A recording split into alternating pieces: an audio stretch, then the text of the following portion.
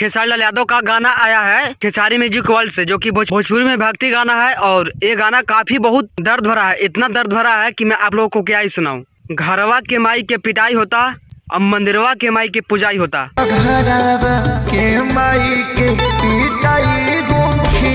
ओहो क्या गाना है यार।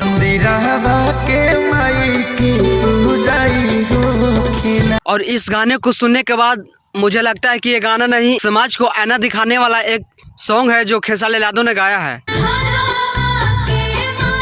यानी खेसारी लाल यादव इस गाने के माध्यम से कहना चाहते हैं, समाज को आईना दिखाना चाहते हैं कि घर के माई को पिटाई हो रहा है और मंदिर के माई को पुजाई हो रहा है। घर में जो अपने माँ बाप हैं उनको लोग पीट रहा है, और जो मंदिर में बैठे हैं मूर्ति के बराबर है उनको लोग पूज रहा है। वाकई में यार इस गाने को सुनने के बाद मेरा एकदम दिल गदगद हो गया। और जो इस सॉन्ग को लिखे हैं उसका नाम है न्यू नागेंद्र यादव। न्यू नागेंद्र यादव एक ऐसा सॉन्ग लिखे हैं भोजपुरी इंडस्ट्री में, मैं उनका शुक्रिया अदा कैसे करूं। अगर ऐसे ही भोजपुरी इंडस्ट्री में 2-4 राइटर आ जाएंगे तो भोजपुरी समाज को आईना दिखने लगेगा कि भोजपुरी इंडस्ट्री में क्या गाना था पहले और क्या गाना होना चाहिए। और परफेक्टली ये गाना समाज को आईना दिखाने वाला काम कर रहा है। केहू करे पाप केहू पुण्या ए रामा। केहू करे पाप केहू पुण्या ए रामा। और इस गाने को गाने का मकसद यही है खेसारी लाल यादव का कि जो भी अपने माँ बाप को अत्याचार करते हैं, पीटते हैं घर में, उनको ये गाना एक बार जरूर देखना चाहिए, सुनना चाहिए। खेसारी लाल यादव और उनकी पूरी टीम ने ये गाना को बनाकर बहुत ही अच्छा काम किया है, पूरी समाज को आईना दिखाने का काम किया है। और खासकर ये गाना उन व्यक्तियों को सुनना जरूरी है जो दारू पीकर के घर में आकर के हल्ला गुदाल करते हैं और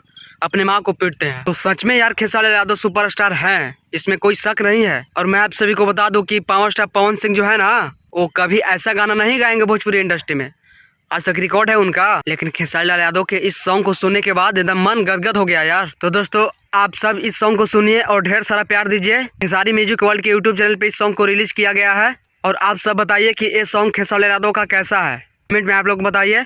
और इस चैनल पे नए हैं तो इस चैनल को सब्सक्राइब कर लीजिए। धन्यवाद।